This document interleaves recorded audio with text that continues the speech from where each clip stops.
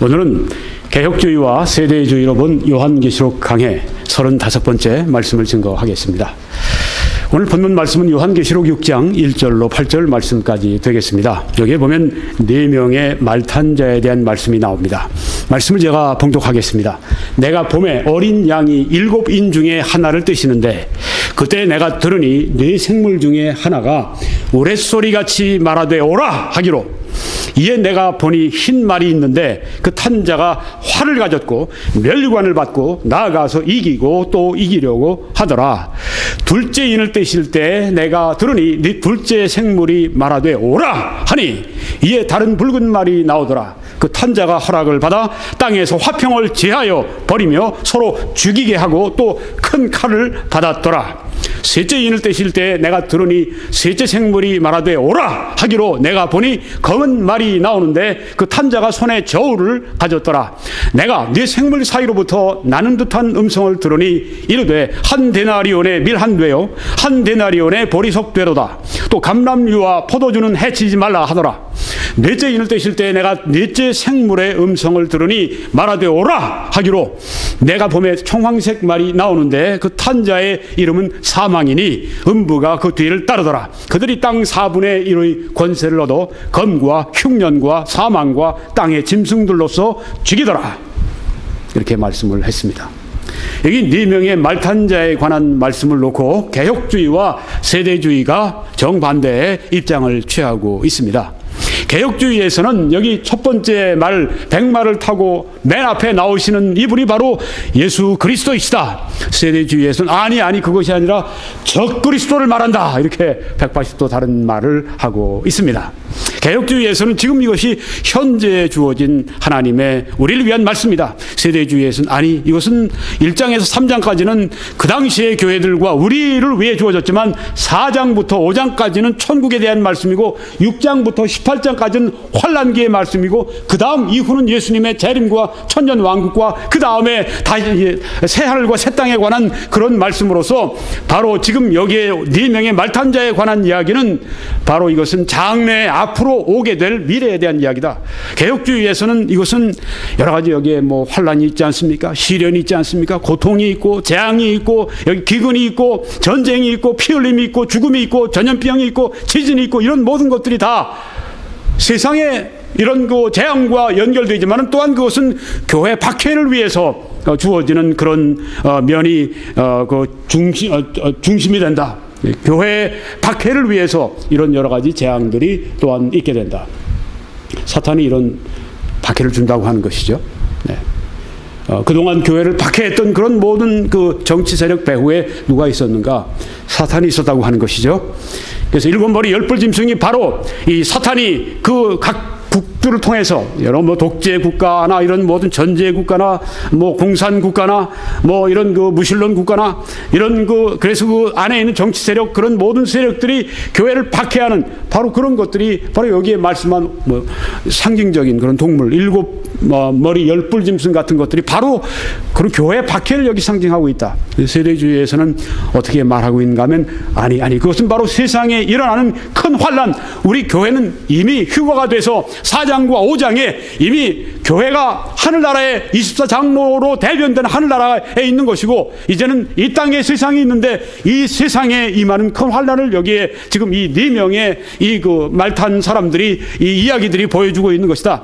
개혁주의에서는 바로 그 교회에 박해가 오는 것은 교회가 무너지고 교회가 깨지고 패배하도록 하나님이 허락하시는 것이 아니라 사탄은 그래서 우리들에게 가져오지만은 우리들을 박해하지만은 하나님은 그것을 통해서 교회를 정화하게 하고 교회를 깨끗하게 하고 거룩하게 만드시는 하나님의 계획이다. 그래서 우리는 이 요한계시록을 통해 우리는 이 세상에서 환난을 당하지만 우리는 결코 그 환난에 우리가 망하지 아니하고 우리 교회는 끝까지 우리는 쇠하지 않고 교회는 망하지 않고 교회는 결국은 승리자 예수 그리스도와 함께 승리한다. 교회는 정화되고 교회는 승리한다. 바로 요한계시록은 우리들에게 교회의 정화와 교회의 승리를 말씀하는 책이다. 이렇게 개혁주의는 말하면서 우리 교회에 현재에 있는 우리 그 당시 모든 요한 이후의 모든 이 교회와 성도들을 격려하는 그 말씀으로 그렇게 풀어나갑니다. 세대주의는 어떻게 보느냐? 아니, 여기에 있는 그 세상에 있는 대환란, 큰 환란은 이것은 교회는 하늘에 있고 바로 이 땅에 세상을 심판하는 죄에 대한 하나님의 세상 심판을 거기에 말하고 있는데, 네 명의 말탄자의 모습은 바로 이 세상에 대한 하나님께서 죄의 심판을 부으시는 무서운 모습을 여기에 보여주고 있는 것이다, 이렇게 본다고 하는 것입니다. 그럼 왜 같은 정통교회 안에 있으면서 이렇게 서로 다르게 보는가? 개혁주의는 상징적으로 보기 때문입니다. 세대주의는 문자적으로 보기 때문인 것입니다. 어디가 맞을까요? 시간이 지나면 알겠죠? 양쪽을 통해서 은혜를 받으시기 바랍니다. 자, 오늘은 백마를 탄 자는 그리스도인가 적 그리스도인가, 여기에 대해서 말씀을 드리겠습니다. 조금 전에 말씀드린 것처럼 백마를 탄 자는 그리스도다, 개혁주의, 적 그리스도다, 세대주의, 이렇게 차이가 나죠. 네. 그래서 그 말씀을 다시 제가 읽겠습니다. 6장 1절입니다. 내가 봄에 어린 양이 7인 중에 하나를 떼시는데 그때 내가 들으니 네 생물 중에 하나가 우레소리같이 말하되 오라 하기로, 이에 내가 보니 흰 말이 있는데 그 탄자가 활을 가졌고 면류관을 받고 나가서 이기고 또 이기려고 하더라. 여기 흰 말을 탄, 백마를 탄 이분, 면류관을 받고 그 다음에 나가서 이기고 또 이기려고 하는 이분이 누구냐? 바로 예수 그리스도다, 이렇게 보는 것이 개혁주의의 그 특징인데, 여기 말은 보통 힘, 전쟁, 공포, 정복, 장엄, 승리, 이런 것들을 성경에서 우리가 말을 찾아보면, 말이 나타날 때 이런 그 이야기들이 나타나는 것을 보게 됩니다. 여기 네 말을 보시게 되면 여기에 있는 모든 것들이 다 들어있는 것을 볼 수가 있습니다. 네, 백마를 탄 자는 그리스도다, 이렇게 개혁주의 관점이 있는데요. 대표 주자인 윌리엄 핸드릭슨 박사님 견해를 여러분들에게 말씀을 드리겠습니다. 7가지 가운데 제가 6가지만 추려서 말씀을 드립니다. 아주 정말 굉장히 예리한 그런 그 해석을 하는 신학자입니다. 왜 여기 흰말을 탄 분이 예수 그리스도이신가? 첫째는 문맥의 조화 때문이다. 요한계시록 1장, 2장, 3장에서는 거기에 교회를 말씀하고 있는데, 또 상징적으로 촛대를 교회로 그렇게 상징하고 있는데, 촛대 사이를 이렇게 다니시는 예수 그리스도를 묘사하고 있다. 교회 가운데 예수 그리스도가 계시는 것을 말씀하고 있다. 그리고 5장으로 들어가게 되면 거기에는 예수 그리스도를 유다 지파의 사자라고 그렇게 말씀하고, 유다 지파 사자가 승리하고 있는, 이기는 그 모습을 거기에 말씀하고 있고, 또 그 어린 양 예수 그리스도를 찬양하는 그 말씀이 바로 5장에 나와 있다. 그러니까 6장 2절에 나오는 여기에 흰 말을 탄 이분, 말을 타고 이기고 또 이기는 이분은 바로 예수 그리스도를 말하고 있다. 문맥을 통해서 볼 때 그렇다, 그렇게 말하는 것입니다. 두 번째는 이제 단어가 주는 암시가 있다. 네. 여러분, 우리가 항상 성경을 해석할 때는 어떻게 해석하죠?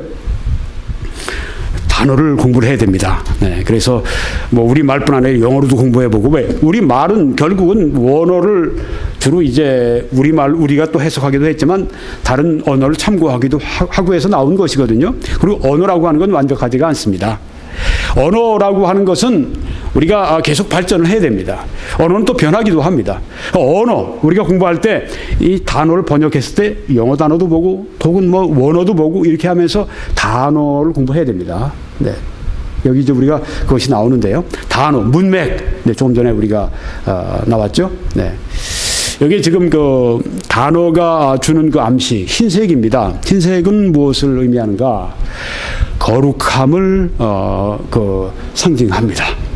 성경에서 흰색은 또 하늘나라, 또 의로움, 그리스도, 이런 것으로 흰색이 상징하는 색깔로 그렇게 나와 있습니다. 그리고 흰색은 계시록에서는 항상 의로움과 예수 그리스도와 그렇게 연관돼서 나타납니다. 그러니까 흰 말을 타신 이분은 바로 예수 그리스도를 말하는 것이다. 왜? 단어가 거기에서 주는 암시가 있기 때문이다. 이처럼 우리가 성경을 풀 때 어떻게 풀어야 되느냐? 내가 생각하고 싶은 대로 생각해서 만들어내면 그 이단이 되는 겁니다. 네. 거기다가 의도적으로 교주가 돼서 자기를 예수 그리스도와 같은 신격화로 그렇게 올려놓으려고 할 때 그렇게 해석을 해낼 때 바로 그것이 망하는 이단 해석이 된다고 하는 것입니다. 그래서 이만희 씨 같은 사람이 쇼를 하잖아요. 동영상에 지금 나와 있습니다. 그 추종자들이 뭐 이렇게 스크린 같은 거 해놓고 그 앞에 백마를 하나가 대놓고 뭐 이렇게 올라갈 수 있는 단을 올려놓고 이만희 씨라고 하고 거기 올라가라고 그러는데 이 사람 또 하는 게 연기를 제대로 못해. 연기를 하려면 아주 뻔뻔스럽게 딱 거기를 올라가야 되는데 아주 마지못해 올라가는 것처럼 아주 겸연쩍 하면서 올라가는데 참 보기가 안 됐더라고요. 이단 교주 노릇하려면 이만희 씨 똑바로 해. 왜 그렇게 올라가? 네. 교주 하려면 똑바로 해. 아직도 서툴러. 제대로 교주가 되려면. 네. 백마를 탄 분 예수 그리스도를 흉내내 보겠다고 지금 그러는데 그 백마 올라탄다고 그렇게 됩니까? 네. 제주도에 농원 같은 데 가서 백마 많아요. 거기 타는 사람 많어. 백마 타서 될 문제가 아니야. 그렇잖아요? 그렇게 그 이단들은 그런 어떤 자기 의도를 가지고 성경을 이용해 먹습니다. 제일 세상에 악한 게 보이스 피싱 같은 것도 아주 악하죠. 악한 자들이 그 일을 합니다. 그런데 진짜 세상에서 제일 악한 게 성경을 가지고 사기 쳐먹는 거예요. 교리 사기하는 거. 제일 악한 자들입니다. 제일 악독한 자들입니다. 지옥 가면 제일 뜨거운 데서 고통을 받아야 될 자들이에요. 하나님의 이 거룩한 말씀을 가지고 이 말씀을 속여서 이 말씀을 뒤틀어서 사탄이 원하는 그 말로 바꾸는 그 자기 어떤 그 이익을 위해 사익을 챙기는 그 사람들. 성경을 그렇게 해석해서는 절대 안 됩니다. 성경은 성경이 무엇을 말씀하는가 우리가 알기 위해서 단어를 공부해야죠. 네. 여기 단어가 나옵니다. 그리고 단어에 뭐 흰 보좌, 흰 구름, 흰 옷, 흰 돌. 네. 이 마귀나 적그리스도가 도저히 될 수 없는 그런 단어라고 하는 것이죠. 흰색이라고 하는 게. 네, 이렇게 그 말을 하는 것입니다. 그 다음에 면류관이라고 하는 단어를 보셔.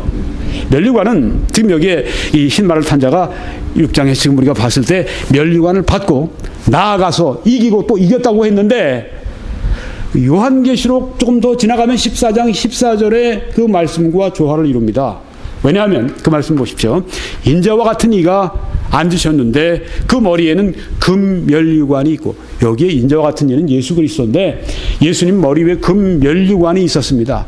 그걸 보면은 흰말을 탄 자가 면류관을 받고 나가서 이기고 이겼다고 했으니까 이 금면류관을 받은 예수 그리스도와 같은 바로 그리스도를 말하는 것입니다. 이것은 내가 말하고 싶어서 하는 것이 아니라 여기 성경에 말씀하는 단어가 주는 암시이기 때문입니다. 성경이 성경을 해석하도록 해야 합니다. 성경의 단어가 단어를 해석하도록 해야 합니다. 그게 맞는 해석입니다. 이렇게 개혁주의에서 얘기한다고 하는 것입니다. 또 그뿐이 아닙니다. 면류관, 이긴다라고 하는 거, 이긴다라고 하는 이 단어는 거기 보니까 그 면류관을 받고 그 다음에 이 흰말을 탄 자가 이기고 또 이겼다고 하는 말씀이 거기 나오는데요. 이긴다. 이것은 성경의 두 가지 경우를 제외하고는 이긴다는 그리스도나 이긴다는 성도를 가리킬 때 쓰였다고 하는 것입니다. 뭐 몇 가지만 보면은 세상에서는 너희가 환난을 당하나 담대하라. 내가 세상을 이기었노라. 예수님 말씀하셨습니다. 예수님은 위너, 이기는 분이십니다. 우리는 위너, 이기는 분과 함께 있습니다. 그래서 우리가 이기는 분에게 우리가 붙어 있으면 이기는 분과 우리가 함께하고 이기는 분의 능력 가운데 있으면 우리는 반드시 이기게 되어 있다고 하는 것입니다. 너희가 세상에서 너희가 환난을 당할 것이라고 여기 말씀하지 않습니까? 또한 사도 바울은 너희가 많은 환난을 통과해서 하늘나라에 들어갈 것이라고 말씀했습니다. 지금까지 우리가 환난을 만났지만 앞으로 더 큰 환난을 우리가 하늘나라 들어가기 전까지 만날지 모릅니다. 그렇지만 너희가 환난을 당하지만은 담대하라. 왜? 내가 세상을 이기었기 때문이라고 말씀했습니다. 아무리 우리에게 그 도전이 되고 우리들에게 시련이 되고 우리들을 넘어뜨릴 것 같고 우리를 완전히 죽일 것 같고 그런 환난 가운데 있을지라도 결코 두려워해서는 안 됩니다. 왜? 우리를 이기게 하시는 승리자 예수 그리스도가 계시기 때문입니다. 이 약속을 굳게 붙드시기 바랍니다. 여러분이 환난을 당하시고 이 환난이 나를 죽이겠구나, 이 환난이 나를 쓰러뜨리겠구나, 이 환난 때문에 내가 망하겠구나 할 때 이 말씀을 꽉 붙드시기 바랍니다. 그 생각을 붙들지 말고 그 생각은 버리고 이 말씀을 붙드십시오. 너희가 세상에서 환난을 당하지만 담대하라, 내가 세상을 이겼다고 하는 이 말씀을 반드시 굳게 여러분이 붙드시고 담대하시기 바랍니다. 약속 때문에 담대하시기 바랍니다. 하나님의 말씀 때문에, 예수 그리스도 때문에 담대하시기 바랍니다. 그 다음에 이기는 그에게는 내가 내 보좌에 함께 앉게 하여 주기를. 우리 주님께서도 이기는 자가 우리가 되기를 원하십니다. 지는 자가 되는 걸 원치 않으십니다. 죄와 싸워 이기고, 세상과 싸워 이기고, 시련과 싸워 이기고, 환난과 싸워 이기고, 마귀와 싸워 이기고, 이기는 우리 예수님께서 이기는 분이시니까 예수님의 하나님의 성품을 받은 우리들도 이겨야 마땅하지 않겠습니까? 이기는 자가 돼야 합니다. 이기는 그에게는 내가 내 보좌에 함께 앉게 하여 주기를. 내가 이기고 아버지 보좌에 함께 앉은 것과 같이 하리라. 예수님이 이기는 분이십니다. 그러므로 여기 지금 흰말을 탄 자가 멸류관을 받고 나아가서 이기고 또 이기는 이 모습을 볼 때 바로 예수 그리스도가 아니냐, 여기에 바로 그런 뜻이 있다고 하는 거죠. 또 요한계시록 5장 5절에도 유대지파의 사자 다윗의 뿌리가 이겼으니 하고 말씀했습니다. 예수님은 이기시는 분입니다. 그 십자가 위에서 예수님은 피투성이가 돼서 그 로마 사람들에 의해서 그 힘없이 그 못 박혀서 피 흘려 죽고 실패하지 않으셨습니까? 아니죠. 예수님은 전략적으로 거기에서 실패를 통한 승리를 하신 것입니다. 이기셨습니다. 그 탄자가 활을 가졌고 면류관을 받고 나아가서 이기고 또 이기려고 하더라. 바로 오늘 본문 말씀이 바로 이렇게 이긴다는 우리 주님의 이 특징과 맞지 않느냐. 그 단어가 주는 의미, 그 이긴다, 이기고 또 이긴다고 한 이 말씀은 바로 예수 그리스도를 말하고 있는 것이 아니냐, 이렇게 말하고 있는 것입니다. 세 번째는 병행 구절이 있기 때문에 우리가 계시록 5장 5절에 보게 되면 과거입니다. 네, 조금 전에 우리가 봤는데 조금 이따 보겠습니다. 거기에 그 무슨 승리인가? 조금 전에 말씀드렸습니다. 십자가는 패배가 아니라 패배를 통한 승리였다고 하는 것. 예수님께는 패배가 결코 없습니다. 우리의 죄를 사시기 위해서 십자가 위에서 그는 힘없이 돌아가신 것 같았지만 바로 우리가 우리의 죄를 대신 죄의 값을 치르시기 위한 방법이었었습니다. 십자가에서 승리하셨습니다. 십자가로 승리하셨습니다. 6장 2절에 우리가 오늘 본문 말씀은 현재 이기고 또 이겼다. 멸류관을 받고 그 흰 말을 탄 자가 활을 가지고 멸류관을 받고 나아가서 이기고 또 이겼다고 하는데 바로 그것은 현재 이기고 또 이기는 것을 말한다. 예수 그리스도가 지금 이기고 계시다. 바로 그 말씀이다. 또 19장 요한계시록 19장 12절은 이제 예수님의 재림하시는 말씀을 거기 말씀하고 있는데 장래에 재림하실 때 재림의 승리를 말씀하고 있다. 이렇게 병행 구절이 있지 않는가? 이 요한계시록 5장 5절은 과거의 십자가의 승리를 말하고 있고 지금 우리가 보고 있는 6장 2절은 현재 진행되고 있는 예수님의 승리를 보여주고 있고 19장 12절은 예수님께서 재림하실 때 우리들에게 주시는 장래의 위대한 승리를 여기에 말씀하고 있고 이렇게 병행 구절을 보면 바로 그것이다. 5장 5절에 유대 지파의 사자 다윗의 뿌리가 이겼다고 여기 말씀했는데 바로 여기 이겼다고 하는 이 말씀은 십자가에서 예수 그리스도께서 우리의 죄를 사하시고 이기셨다. 이제는 우리가 사탄의 손에 빠지는 것을 건져내셨다. 이제는 지옥에 빠지는 걸 천국의 백성으로 삼아주셨다. 그러니까 이겼다. 바로 이것을 여기에 말씀하는 것이다. 6장 2절에 그 탄자가 활을 가졌고 멸류관을 받고 나아가서 이기고 또 이기려고 하더라 하는 이 말씀은 현재 예수님이 이기시고 또 이기신다. 예수님 말씀하셨지 않습니까? 내가 이 반석 위에 내 교회를 세우리니 음보의 권세가 이기지 못할 것이라고 그렇게 말씀하지 않았습니까? 예수님께서 교회를 세우기 때문에 교회는 결코 질 수가 없다고 하는 것입니다.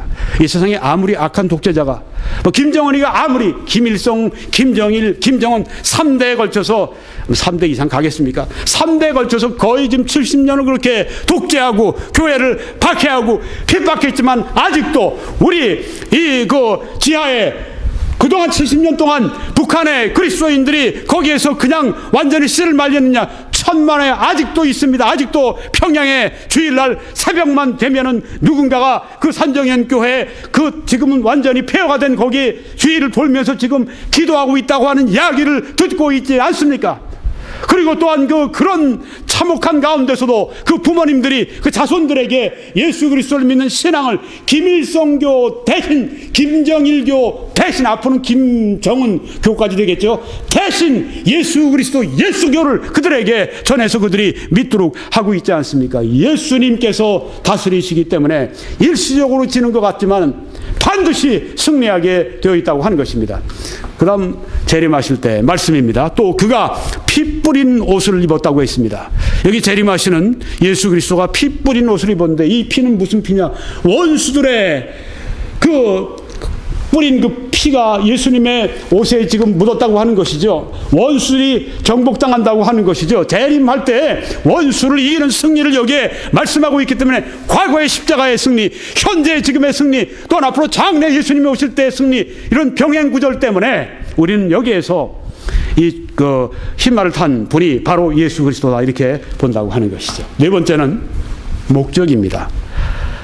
지금 제가 여러분들에게 개혁주의의 그 해석을 말씀드리고 있고 또 특별히 윌리엄 핸드릭슨 박사의 그 해석을 말씀드리고 있습니다. 목적이 무엇인가?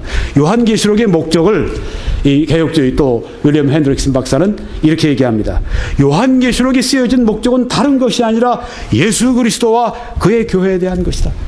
요한계시록의 목적은 예수 그리스도와 그의 교회에 대한 것이다. 그러니까 여기 지금 나오는 흰말을 타고 이기고 또 이기는 분은 바로 예수 그리스도를 말씀하고 있는 것이다. 요한계시록은 예수 그리스도와 또한 그 교회를 말씀하고 있는데 요한계시록은 어떤 그리스도를 말씀하고 있는가 하면 이기신 그리스도, 십자가에서 이기는 중이신 현재 이기고 계신 그리스도, 앞으로 재림할 때 이기실 그리스도를 증언하고 있기 때문이다. 그러니까 이기고 이기시는 여기에 흰말을 탄 분은 바로 예수 그리스도시다. 이렇게 목적에 맞추어 볼 때 그렇다고 하는 것이죠. 17장 14절에 보게 되면 그들이 어린 양과 더불어 싸우려니와, 누가요?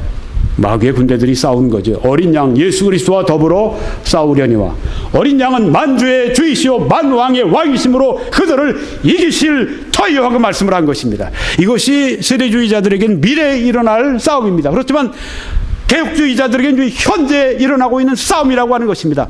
여러 정치적인 세력이든 경제적인 세력이든 진화론이든 무신론이든 그 어떤 것이든지 어린 양 예수 그리스도와 그 교회와 더불어 싸우지만은 결국은 이기신다고 하는 그 말씀이 여기에 있다고 하는 것입니다. 또 그와 함께 있는 자들, 곧 부르심을 받고 택하심을 받은 구원받은 진실한 자들도 이기리로다고 말씀을 한 것입니다. 반드시 교회는 이깁니다. 예수님이 이기시고 또한 그의 몸인 교회도 반드시 이긴다고 성경에 말씀을 했습니다. 그래서 이기고 이기는 그 백마를 탄 그분이 예수 그리스도가 아니면 누구냐 이렇게 이야기를 하는 것입니다. 이처럼 정통신학이라고 하는 것은 거기에 나온 그 그리스도가 흰말을 탄 분이 누군가에 대해서 우리가 알아내려고 할 때 이렇게 하나님의 말씀을 전후좌우로 단어를 연구하고 병행구절을 연구하고 그 책의 목적을 연구하고 이렇게 하면서 찾아낸다고 하는 것입니다. 오늘 여러분이 대단히 중요한 것을 배우십니다. 성경을 어떻게 해석하고 있는가. 이젠 계시는 필요 없어요. 계시는 요한계시록과 더불어서 구약 39권, 신약 27권, 도합 66권으로 계시는 끝났습니다. 이제는 이 계시를 성령의 인도를 따라 또한 성경 전체를 우리가 성경을 공부하면서 이해하는 것이죠. 자, 또 왜 그런가? 마태복음 10장 34절과 조화를 이루기 때문이다. 그래서 그리스도다 하는 겁니다. 왜요? 그리스도는 검을 주십니다. 또 그리스도와 검은 동행하기 때문입니다. 우리 거기 보면 활을 가지고 계셨어요. 검이 아니죠. 네, 여기서는 활이 아니라 검이 아니라 활. 여기 지금 여러분 한번 보십시오. 백마를 탄 분이 지금 그 면류관을 썼고 활을 이렇게 했는데 이 그림이 조금 정확하지가 않아요. 왜 그렇죠? 활은 있는데 화살이 없어요. 이제 거기 보면 여러분이 화살을 이렇게 당기는 걸 볼 수가 있어요. 네. 성경에는 화살이 없어요. 네. 이게 이제 그래서 그리스도는 검을 주시며 그리스도와 검은 동행한다. 이렇게 그 이야기를 했는데 세대주의에서는 조금 이따 이제 말씀드립니다. 여기 좀 잘 봐라. 예수 그리스도는 여기에 지금 검을 가지신 게 아니다. 활을 가지고 계시다. 활도 화살 없는 활을 가지고 있는 것이다. 그러니까 여기에 지금 이 마태복음 10장 34절에 검을 그리스도가 가지고 계시고 그리스도와 검이 동행한다고 하는 말씀을 바로 이 지금 우리가 본 요한계시록 6장 1, 2절에 있는 백마를 탄 이분과 동일하게 비교하는 건 틀렸다. 이렇게 얘기를 하는 것입니다. 여러분이 어떻게 해석이 그렇게 서로 간에 차이가 나고 해석에 대해서 누가 옳은가에 대해서 그렇게 밝히는지를 아시겠죠? 하나하나 아주 부분적인 거 세밀하게 지금 서로 대립하는 걸 볼 수가 있어요. 여기 어디 검이라고 얘기했냐? 여기 활을 말씀하고 있지 않냐? 화살을 쏘고 있는 것도 아니라 활을 들고 있는 것이다.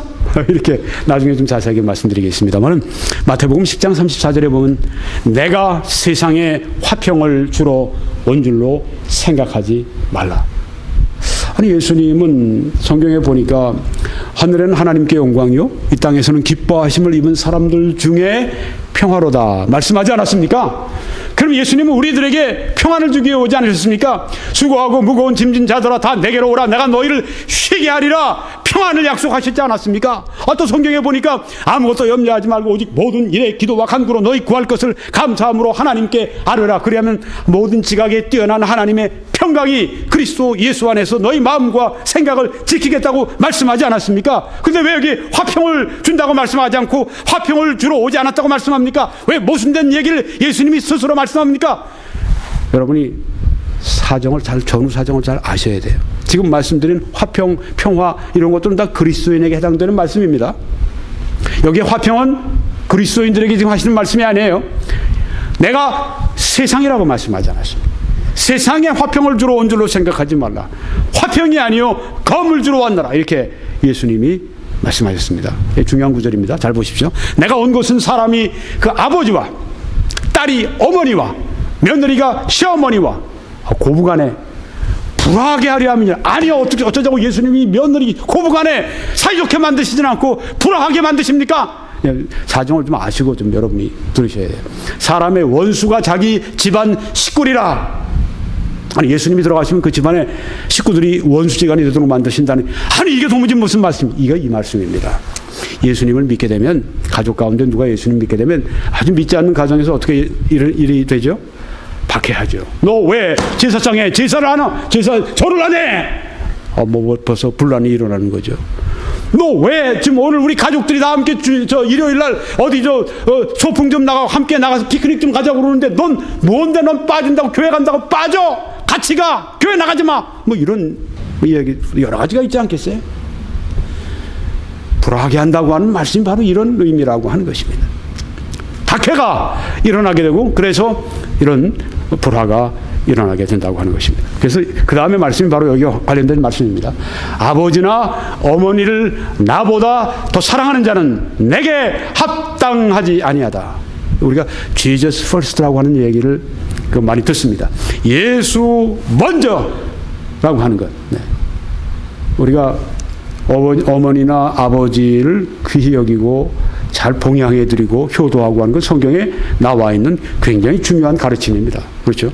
네, 너희 아버지와 어머니를 주 안에서 공경하라. 이것이 땅에서 잘 되고 장수하는 비결이라고 말씀을 했거든요. 그러니까 이 말씀이 그럼 무엇을 말씀합니까? 여기 잘 보시면 아버지나 어머니를 사랑하지 말라는 말씀이 아니에요.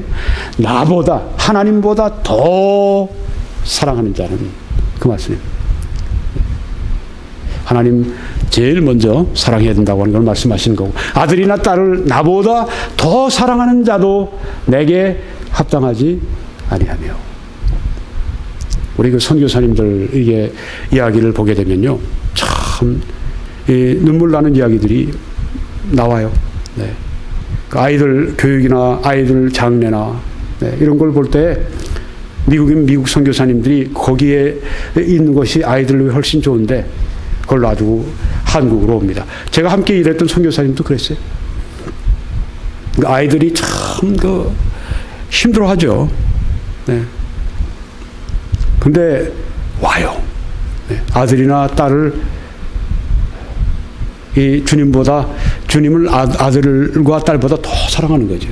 근데 이것을 선교사의 자격 여기 말씀하지 않았어요. 모든 그리스도인들의 그런 심령이 되어야 한다는 그 말씀입니다. 합당하지 않다는 이 말씀은 worthy of me, 영어로 이렇게 번역을 했어요. 내게 가치가 없다는 그런 말씀이에요. 또 자기 십자가를 지고 나를 따르지 않는 자도 내게 합당하지 아니하니라. 박해를 받으면서도 주님을 따라야 합니다.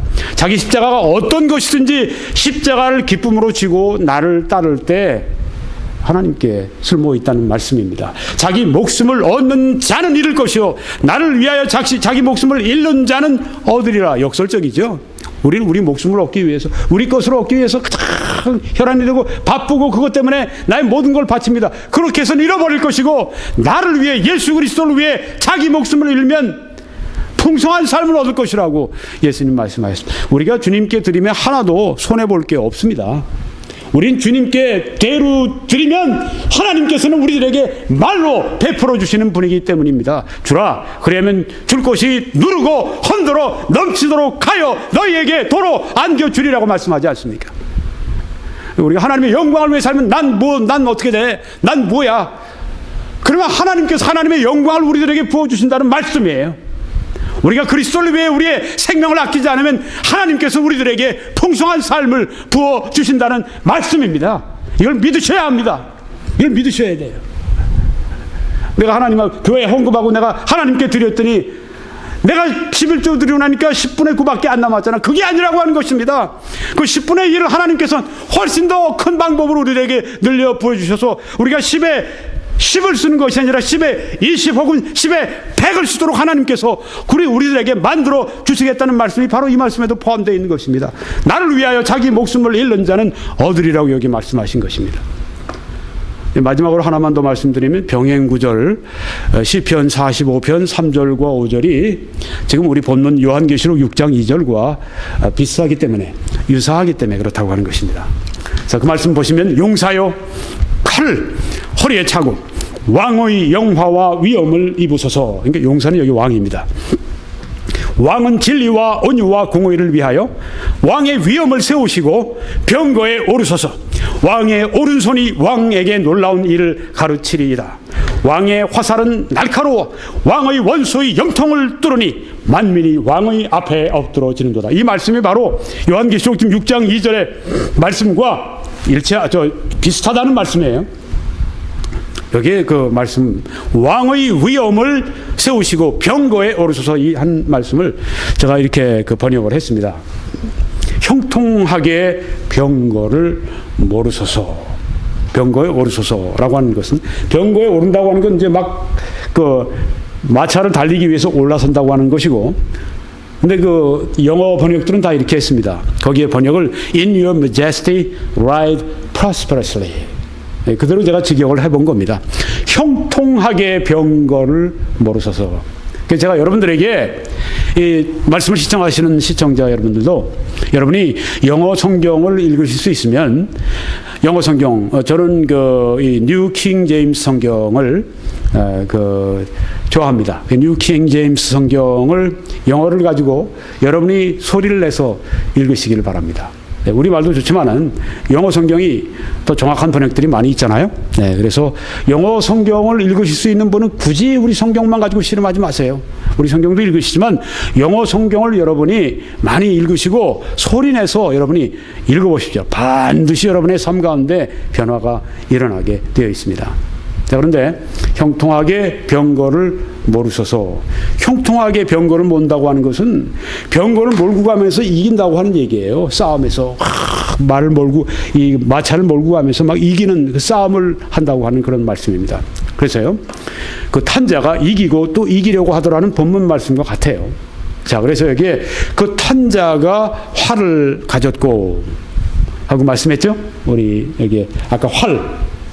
근데 시편 지금 우리가 읽은 45편에서는 왕의 화살은 날카로워, 이렇게 말씀했습니다. 여기 보십시오.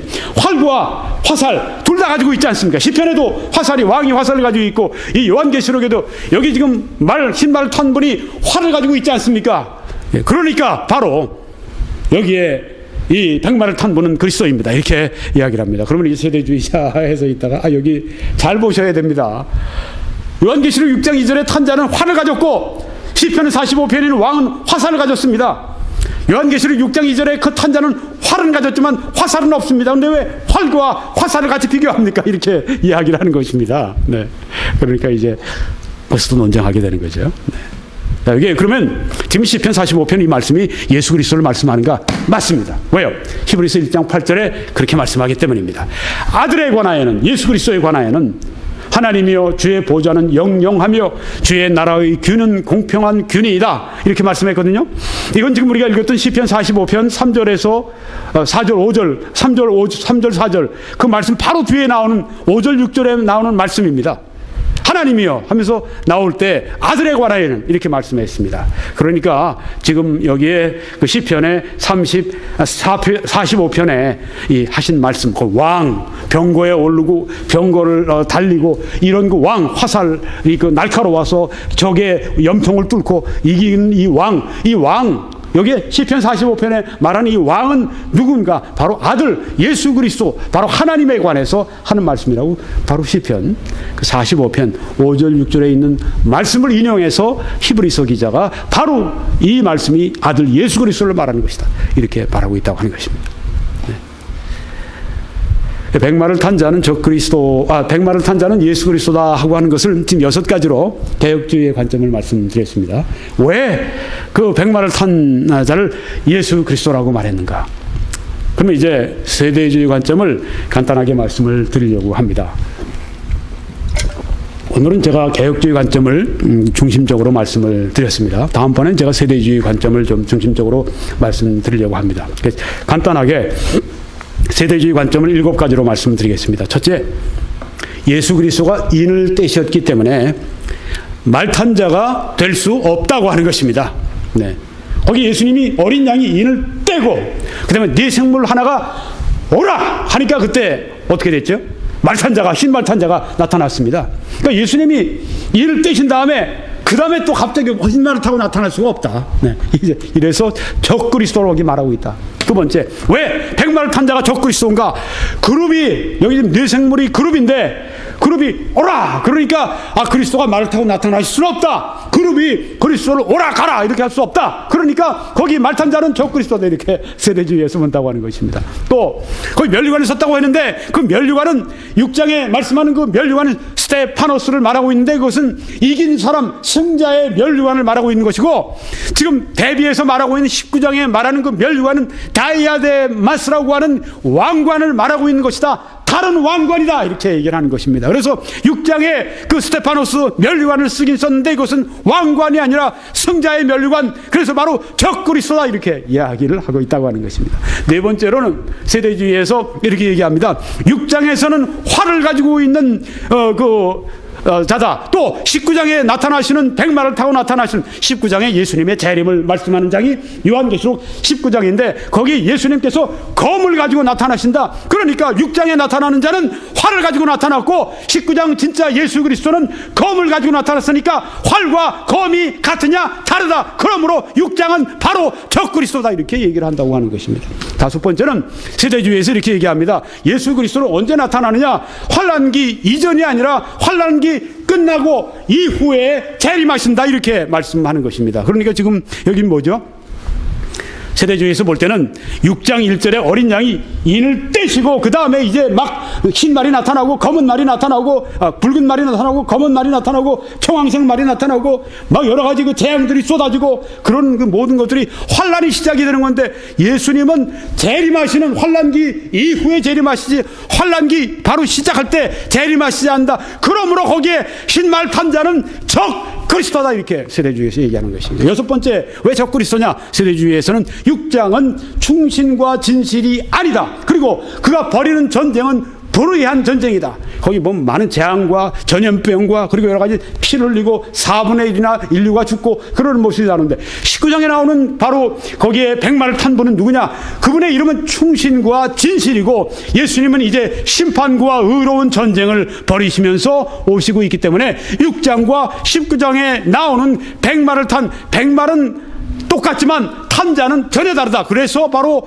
6장에 있는 그 백마탄자는 적그리스도다 이렇게 얘기를 하는 것입니다.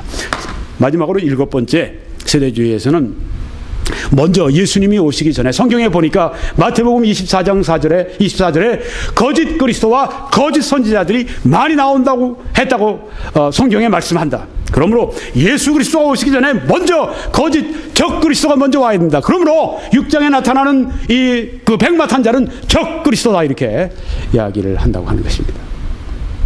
자, 그래서 이제 결론을 내리고 마치겠습니다. 오늘 요한계시록 6장 1절에서 8절 4명의 말탄자에 대해서 말씀을 드렸습니다.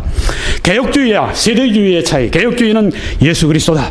세대주의는 적그리스도다. 개혁주의는 현재일이다. 세대주의는 미래일이다. 개혁주의는 교회의 박해를 말한다. 세대주의는 세상의 큰 환난을 말한다. 개혁주의는 교회의 정화를 말한다. 세대주의는 세상의 심판을 말한다. 이렇게 다른 것을 말씀을 드렸습니다. 백마를 탄 자는 그리스도인가 적그리스도인가? 백마를 탄 자를 그리스도로 보는 것은 개혁주의의 관점인데 7가지로 그렇게 본다고 했습니다. 첫째, 문맥의 조화. 두 번째, 단어가 주는 암시. 세 번째, 병행 구절. 네 번째, 목적 때문에. 다섯 번째, 마태복음 10장 34절과 조화되기 때문에. 여섯 번째, 시편 45편과 병행 구절이 되기 때문에 백마를 탄 자는 적 그리스도다. 이렇게 세대주의 관점을 말씀드렸습니다. 다시 간단히 짚고 넘어가면 그리스도가 인을 떼심으로 말탄 자가 될 수 없다.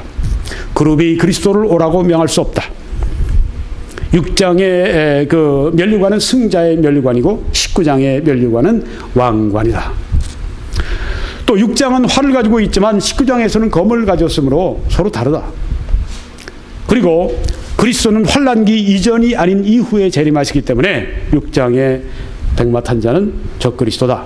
또 6장의 흰말탄자는 충신과 진실이 아니다. 이름이 그게 아니라고 하는 거죠. 이름이 없어요. 그게 충신과 진실이 아니다. 불의한 전쟁을 벌이고 있다. 19장에서는 충신과 진실이 심판과 의로운 전쟁을 벌이고 있다. 또 선행 사건들이 먼저 와야 된다. 예수님 오시기 전에 거짓 그리스도와 거짓 선지자들이 온다고 마태복음 24장에 말씀을 했기 때문이다. 네.